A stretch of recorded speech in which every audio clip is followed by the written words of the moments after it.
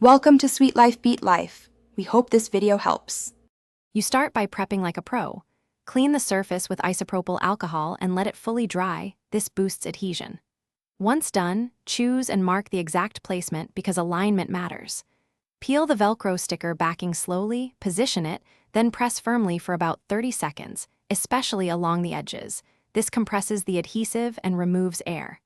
Make sure to avoid touching the adhesive with your fingers, since oils reduce stickiness. Now you have a solid first bond, ready for the next steps.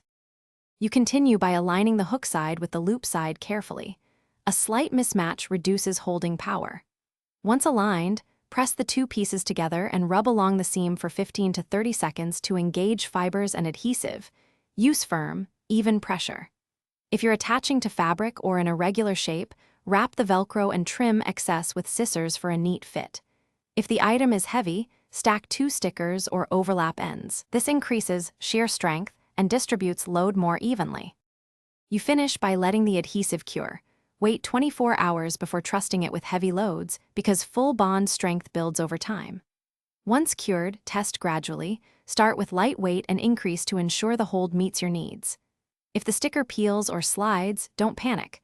Remove it, clean both surfaces, and reapply pressure. If that fails, use a thin layer of contact cement or a mechanical fastener as a backup. A quick troubleshooting tip: check for oils or loose paint if failures repeat. Thanks for watching.